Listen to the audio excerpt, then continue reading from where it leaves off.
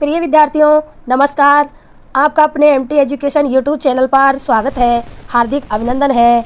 तो बताओ बच्चों कैसे हो। मैं आशा करती हूँ कि आप स्वस्थ होंगे, मस्त होंगे और आपकी तैयारी ठीक से चल रही होगी। तो बच्चों बीएसटीसी एंड पीटीईटी की तैयारी को और मजबूत बनाने के लिए देखते रहिए हमारे एमटी एजुकेशन यूट्यूब चैनल पर सामान्य हिंदी की वीडियो। तो बच्चों पिछली वीडियो में हमने स्वर संधि के भेदों को बताया, उदाहरण हल करवाए। तो प्यारे बच्चों अब हम इसी श्रृंखला को आगे बढ़ाते हुए आगे की चर्चा करते हैं। तो बच्चों आज हम पढ़ेंगे संधि का दूसरा प्रकार व्यंजन संधि, क्योंकि पिछली वीडियो में हमने संधि के 3 प्रकार बताए। पहला था स्वर संधि, संधि के भेद स्वर संधि बताया था पहला। अब दूसरा हम पढ़ेंगे आज व्यंजन संधि। स्वर संधि के भी हमने 5 भेद बताए। कितने बताए? 5 भेद। तो इसमें था दीर्घ, गुण, वृद्धि, यण और अयादि। तो बच्चों आज हम पढ़ेंगे व्यंजन संधि। तो हमारा टॉपिक रहेगा कौन सा? व्यंजन संधि का दूसरा भेद। तो चलिए बच्चों हम देखते हैं व्यंजन संधि में क्या होता है। व्यंजन संधि में क्या होता है देखते हैं बच्चों। स्वर से व्यंजन का मेल, किसी स्वर से व्यंजन का मेल या व्यंजन का व्यंजन से मेल। क्या होता है इसमें हमारा व्यंजन संधि में? किसी स्वर से व्यंजन का मेल या फिर व्यंजन का व्यंजन से मेल होता है। मेल होने पर जो विकार उत्पन्न होता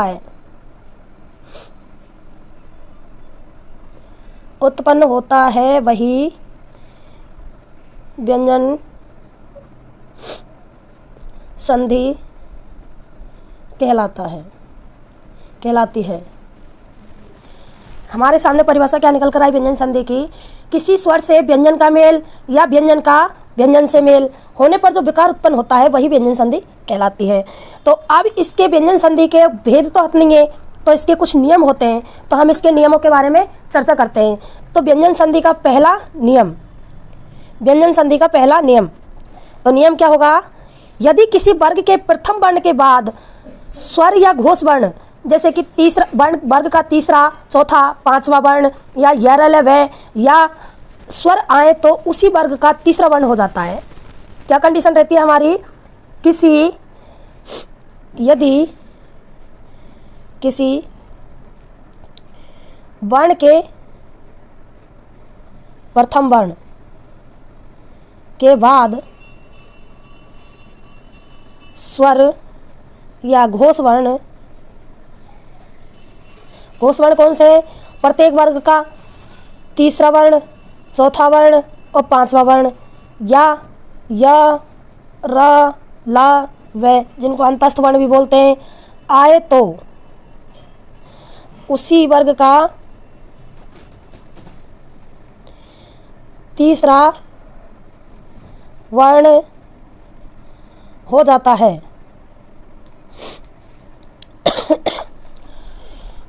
क्या है हमारा पहला नियम? यदि किसी वर्ण के प्रथम वर्ण के बाद स्वर या घोष वर्ण कौन कौन से हैं? प्रत्येक वर्ग का तीसरा वर्ण, चौथा वर्ण या पांचवा वर्ण या यरलव्य आए तो उसी वर्ग का तीसरा वर्ण हो जाता है। क्या है? जैसे हमारे वर्ग कौन कौन से हैं? क वर्ग, च वर्ग, 5 वर्ग है हमारे पास। ट वर्ग, त वर्ग और प वर्ग, प्लस इनके बाद में यदि कोई स्वर आए, क्या आए? कोई भी स्वर आए इनके बाद में, या फिर कोई भी घोष वर्ण आए। अब घोष वर्ण हमारे कौन कौन से? प्रत्येक वर्ग का तीसरा, चौथा, पांचवा वर्ण या फिर यरलव्य आए, य, र, ल, व, तो उसी वर्ग का तीसरा वर्ण हो जाता है। क्या कंडीशन रहती है हमारे पास?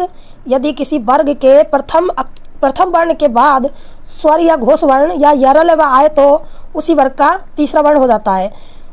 पहले ये कंडीशन लिख लेते हैं।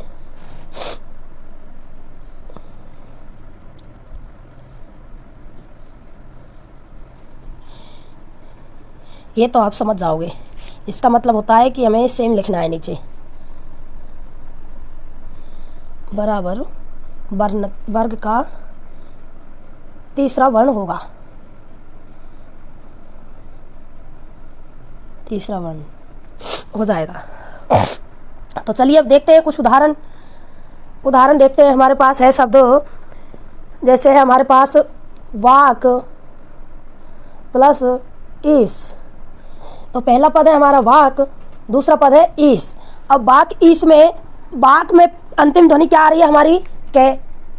तो ये कै हमारा क्या है कि ये वर्गीय व्यंजन है, वर्गीय व्यंजन का प्रथम अक्षर है, तो ये कै वर्ग का पहला अक्षर है। तो हमारे पास कंडीशन क्या थी कि किसी भी वर्ग के प्रथम वर्ण के बाद अगर कोई स्वर या घोष वर्ण या यरलेव आए तो हमारे पास स्वर आ रहा है ई, तो प्रथम वर्ण को क्या हो जाएगा, उसी वर्ग के तीसरे अक्षर में बदल जाएगा, तीसरे वर्ण में बदल जाएगा, तीसरे वर्ण में बदल जाएगा। के को क्या हो जाएगा, गे। क्या हो जाएगा, गे।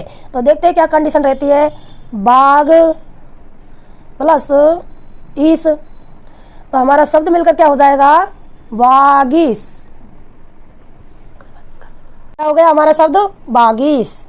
और देखते हैं, जैसे हमारे पास है उदाहरण सट प्लस आनन। क्या है, सट प्लस आनन। तो सट में अंतिम ध्वनि कौन सी आ रही है, टे की। अब ये जो टे वर्ण है ये वर्गीय व्यंजन है, और वर्गीय व्यंजन में भी पहला वर्ण है, पहला वर्ण। तो हमारी कंडीशन क्या थी कि पहले को तीसरे में बदला जाता है, कब, ये शर्त है। तो इसके बाद में यदि कोई स्वर होगा या फिर घोष वर्ण होगा या फिर यरलेव होगा, तो हमें यहाँ पर क्या मिल रहा है, आनन में आ स्वर मिल गया, तो टे को क्या हो जाएगा, ठे। क्या हो जाएगा, नहीं ठे नहीं, डे, सॉरी डे, क्योंकि टे वर्ग का तृतीय अक्षर कौन सा है, डे। तो क्या हो जाएगा, टे को डे। तो हमारा शब्द बन के क्या हो जाएगा, सड प्लस आनन। तो ये पूरा मिलकर क्या हो जाएगा, डे हलंत है, इसमें आ को जोड़ देंगे तो सडाननो। क्या हो जाएगा, सडाननो। अब देखते हैं ऐसे ही हमारे पास है शब्द भवत धनो इये। क्या है, भवत धन इये। तो भवत जो पहला पद है इसमें अंतिम ध्वनि तय, और इये में पहली ध्वनि ई। तो तय कौन सा वर्ण है, वर्गीय व्यंजन है, वर्गीय में भी कौन सा है, पहला, और पहले को किस में चेंज करते हैं हम, तीसरे में। तो इसका तय का तीसरा कौन सा होगा, तय थ द। क्या हो जाएगा, द। अब आगे है हमारा ई, तो ई द में जुड़ जाएगा, तो क्या हो जाएगा हमारा भवद प्लस इये। तो क्या हो जाएगा शब्द हमारा, भवोदीय। क्या हो जाएगा, भवोदीय। क्या हो जाएगा, भवदीय। और देखते हैं, जैसे हमारे पास है शब्द अप प्लस द। क्या है हमारे पास शब्द अप प्लस द। तो पहला जो पद है इसमें अंतिम ध्वनि क्या है, पे। पे वर्गीय व्यंजन है, वर्गीय में भी पहला वर्ण है, पहले को किस में चेंज करेंगे, तीसरे में। अब पे का तीसरा क्या है, पे फे वे। क्या है तीसरा, वे वक्री। अब बाद में क्या है, द। अब हमारी कंडीशन क्या थी पहले कि वर्गीय व्यंजन के बाद अगर कोई स्वर आए तो स्वर तो ये है नहीं, या फिर कोई घोष वर्ण आए। घोष वर्ण कौन सा है, तो प्रत्येक वर्ग का तीसरा, चौथा और पांचवा। तो अब देखते हैं ये तय वर्ग का त थ द, ये तीसरा वर्ण आ रहा है, यहाँ पर तीसरा वर्ण है तो ये घोष वर्ण है, तो तय को क्या हो जाएगा, व। तो देखते हैं हमारे शब्द क्या बन जाएगा, अव प्लस द। तो मिलकर क्या हो जाएगा, वे पूरा नहीं होगा, क्योंकि वे पूरा तभी होता है जब कोई स्वर होता है उसके बाद में। तो शब्द क्या हो जाएगा हमारा, अवध। नंबर आता है अब हमारा व्यंजन संधि में 2। तो नियम नंबर 2 क्या कहता है, यदि किसी वर्ग के पहले तथा तीसरे व्यंजन के बाद किसी भी वर्ग का पांचवा वर्ण यदि आता है तो पहले और तीसरे को क्या हो जाएगा, पांचवा वर्ण ही हो जाएगा। क्या हो जाएगा, पांचवा वर्ण हो जाता है। तो इसको हम लिख के देखते हैं, यदि किसी वर्ण का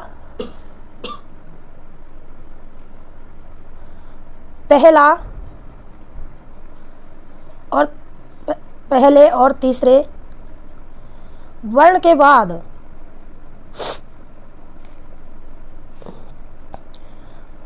पांचवा वर्ण आए तो ये पांचवा वर्ण किसी भी वर्ग का हो सकता है, किसी भी वर्ग का आए तो पहले और तीसरे को उसी वर्ग का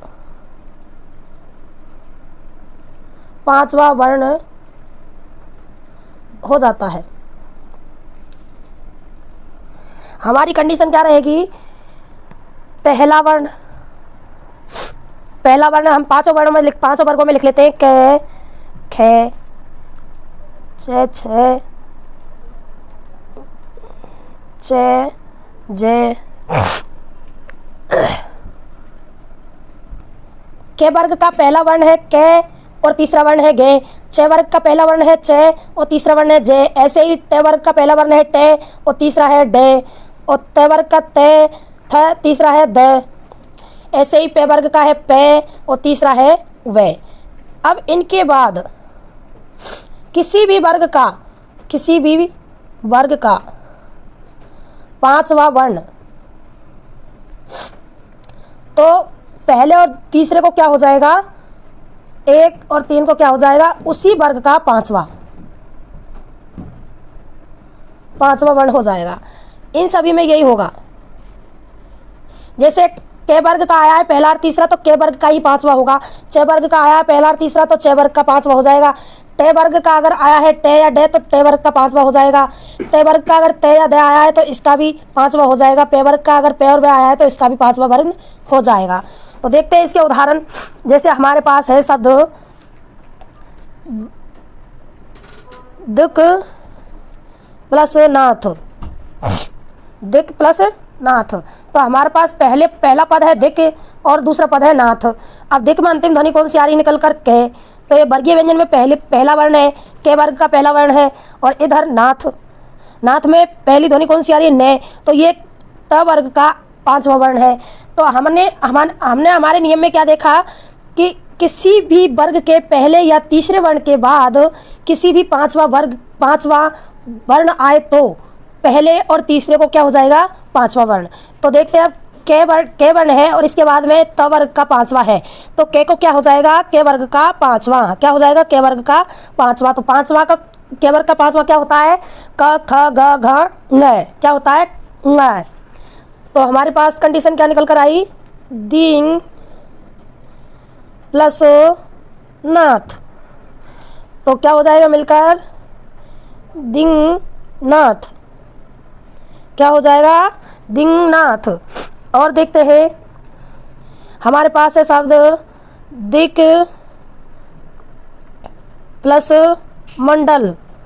क्या है? दिक प्लस मंडल। तो दिक में अंतिम ध्वनि है के, ये कवर का पहला वर्ण है, और इसके बाद में जो पवर्ग का पंचम वर्ण है। तो के को क्या हो जाएगा? के का पांचवा। क्या हो जाएगा? के का पांचवा। तो क्या शब्द बन जाएगा हमारा मिलकर? दिंग प्लस मंडल। क्या हो जाएगा? दिंग मंडल। क्या हो जाएगा? दिंग मंडल। और देखते हैं उदाहरण। जैसे मेरे पास है शब्द सट प्लस मातुर। क्या है? सट प्लस मातुर। सट में पहली ध्वनि कौन सी है? ट। लास्ट ध्वनि कौन सी है पहले पद में? ट। अब ये टे वर्ग का पहला वर्ण है, पहला, और इधर है मैं है पे वर्ग का पांचवा। तो ये कंडीशन हमें प्राप्त होने पर पहले या तीसरे को क्या हो जाता है? उसी वर्ग का पांचवा। तो टे का पांचवा क्या है? अणे। क्या है? अणे। तो हमारा क्या हो जाएगा शब्द? सण प्लस मातुर। क्या हो जाएगा मिलकर? सण मातुर। क्या हो जाएगा? सण मातुर। क्या बन गया हमारा? सण मातुर। ऐसे ही देखते हैं हमारे पास है शब्द जगत प्लस नाथ। क्या है? जगत प्लस नाथ। तो जगत, ये जो पहला पद है इसमें अंतिम ध्वनि है तय, और इसके बाद क्या है? पांचवा वर्ण तय का पंचमा वर्ण है। तो अब ये तय को क्या हो जाएगा? पांचवा वर्ण इसी वर्ग का क्या होगा? पांचवा न। तो हमारा शब्द हो जाएगा जगन प्लस नाथ, तो पूरा मिलकर हो जाएगा जगन्नाथ। क्या हो जाएगा? जगन्नाथ। और देखते हैं, जैसे हमारे पास है शब्द सत प्लस नारी, सत प्लस नारी। अब सत में अंतिम ध्वनि कौन सी निकल कर आ रही है? तय की, और नारी में न।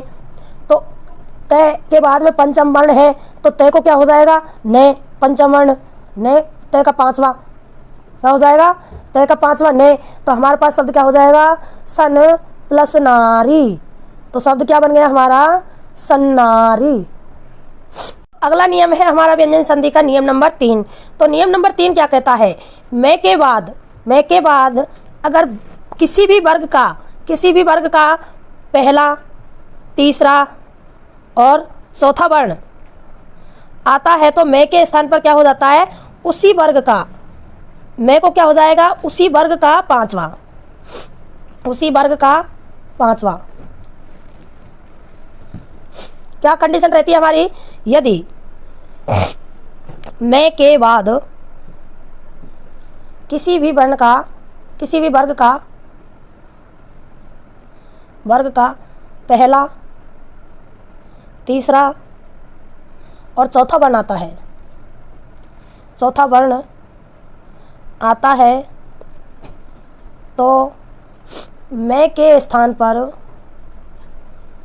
उसी वर्ग का पांचवा वर्ण हो जाता है। देखिए, यदि मैं के बाद किसी वर्ग का पहला, तीसरा और चौथा वर्ण यदि आता है तो मैं को उसी वर्ग का, मतलब जो बाद में अगर मैं के पीछे आ रहा है, उसी वर्ग का पंचम वर्ण हो जाता है। तो देखते हैं उदाहरण। जैसे हमारे पास है शब्द अलम प्लस कार। तो पहला पद है हमारा अलम और दूसरा पद है कार। अलम में है हमारे पास अंतिम ध्वनि में और कार में है पहल के। तो हमने क्या देखा था अभी कंडीशन में? यदि मैं के बाद किसी वर्ग का पहला, तीसरा या चौथा वर्ण आता है तो मैं के स्थान पर उसी वर्ग का पंचम वर्ण हो जाएगा। अब मैं के बाद कौन से वर्ग का पहला वर्ण आ रहा है? के वर्ग का। तो मैं को के वर्ग के पंचम में बदलना है, के वर्ग के पांचवें में बदल देंगे, पांचवा हो जाएगा, के वर्ग का पांचवा होगा। तो के वर्ग का पांचवा क्या है? अंग है। क्या है? अंग है। तो हमारा शब्द क्या हो जाएगा? Alang plus car. तो इससे मिलकर क्या हो जाएगा? अलंकार। क्या हो जाएगा? अलंकार। ऐसे ही शब्द है हमारे पास सम प्लस कर। इसमें भी अंतिम ध्वनि है मैं और इसमें है के। तो मैं के बाद के वर्ग का पहला आ रहा है तो के, मैं को किस में बदल देंगे? के वर्ग के पांचवे में, के वर्ग के पांचवे में। तो हमारा शब्द क्या हो जाएगा? संग प्लस कर। तो मिलकर क्या हो जाएगा? संकर। क्या हो जाएगा? संकर। ऐसे ही हमारे पास शब्द है सम प्लस गठन। हाँ, संकर को हम ऐसे भी लिखते हैं, वैसे शुद्ध हिंदी में यह है, ऐसे अलंकार को भी लिखते हैं ऐसे, लेकिन शुद्ध ज़्यादा यह है। अब है हमारे पास सम प्लस गठन। अब सम में अंतिम ध्वनि है मैं और गठन में पहली ध्वनि है गे। तो ये गे क्या है? के वर्ग का तीसरा। तो हमको क्या चाहिए? मैं के बाद में किसी वर्ग का पहला, तीसरा या चौथा। तो हमको तीसरा मिल रहा है यहाँ पर, तो मैं को किस में बदल देंगे? ये जो तीसरा वर्ण आ रहा है इसी वर्ग के पांचवें में बदल देंगे। तो ये गे है किसका? के वर्ग का। तो मैं को किस में बदल देंगे? के वर्ग के पांचवें में। तो क्या हो जाएगा? अंग है। तो हमारा शब्द क्या हो जाएगा? संग प्लस गठन। तो इससे मिलकर क्या हो जाएगा? संगठन। क्या हो जाएगा? इसको ऐसे भी लिख सकते हैं, संगठन। क्या हो गया? संगठन। अब हमारे पास शब्द है किम प्लस चित। क्या है? किम प्लस चित। तो किम में अंतिम ध्वनि है मैं की और चित में पहली ध्वनि है च। तो मैं के बाद में वर्ग का पहला, च वर्ग का पहला आ रहा है तो मैं को किस में बदल देंगे? च वर्ग के पांचवें में। किस में बदल देंगे? च वर्ग के पांचवें। क्या हो जाएगा? किम प्लस चित। इससे मिलकर क्या बन जाएगा? किंचित। क्या बन जाएगा? किंचित। इसको ऐसे भी लिख सकते हैं, किंचित। ऐसे हमारे पास शब्द है, हाँ, ये हो गया सम प्लस गठन। तो मैं गे के बाद में मैं आया है तो इसको भी पांचवें में बदल दिया। और देखते हैं, अब आता है हमारा नियम नंबर 4। व्यंजन संधि का नियम नंबर हमारा आता है 4। तो व्यंजन संधि का नियम नंबर 4 हमारा क्या कहता है, यदि दे के बाद यदि त, थ, प, स और 6 अगर आता है तो दे को क्या हो जाता है। नियम नंबर 4 हमारा क्या कहता है, यदि दे के बाद त, थ, प, स, 6 आए तो दे को क्या हो जाएगा, तय। क्या हो जाएगा, तय। तो देखते हैं इसे उदाहरण। हमारे पास है शब्द उद प्लस क्षिप्त। क्या है हमारे पास शब्द, उद प्लस क्षिप्त। तो उद में पहला पद है उद, तो इसकी अंतिम ध्वनि कौन सी है, दे। कौन सी है अंतिम ध्वनि इसकी, दे। और इसके बाद में क्या है हमारा पहली ध्वनि कौन सी है अंतिम पद में, 6। तो हमने क्या देखा था अभी कंडीशन, दे के बाद यदि के, त, थ, प, स, 6 आए तो देखो क्या हो जाएगा, तय। क्या हो जाएगा, तय। तो हमारा शब्द क्या बन जाएगा, उत प्लस क्षिप्त प्लस उत प्लस क्षिप्त से मिलकर हमारा क्या बन जाएगा शब्द, उत क्षिप्त। क्या बन जाएगा, उत क्षिप्त। और देखते हैं उदाहरण। जैसे हमारे पास है शब्द तद प्लस काल, तद प्लस काल। तो तद पहला पद है और काल दूसरा पद है। तद में अंतिम ध्वनि कौन सी है, ध। और इसके बाद में अंतिम पद में कौन सी पहली ध्वनि है, के। तो हमने देखा था कि द हमारे पास है शब्द तद प्लस काल। अब तद में अंतिम ध्वनि है द और काल में पहली ध्वनि है के। तो हमारा नियम क्या बोल रहा था कि द के बाद यदि के, त, थ, प, स, 6 आए तो देखो क्या हो जाएगा, तय। तो इनमें से हमारे पास कौन सा वर्ण मिल रहा है, के वर्ण। तो देखो क्या हो जाएगा, त। क्या हो जाएगा, तय। तो हमारा शब्द क्या हो जाएगा, तत्व प्लस काल। क्या हो जाएगा, तत् प्लस काल। तो मिलकर क्या बन जाएगा, तत्काल। क्या बन जाएगा, तत्काल। ठीक वैसे हमारे शब्द है उद प्लस सब। क्या है, उद प्लस सब। तो उद पहला पद है, इसमें अंतिम ध्वनि दे की आ रही है निकलकर। सब में पहली ध्वनि है स। तो दे के बाद हमारा क्या मिल रहा है हमें, से। तो दे को क्या हो जाएगा, त। तो हमारा शब्द क्या हो जाएगा, उत प्लस सब। मिलकर क्या बन जाएगा, उत्सव। क्या बन जाएगा, उत्सव।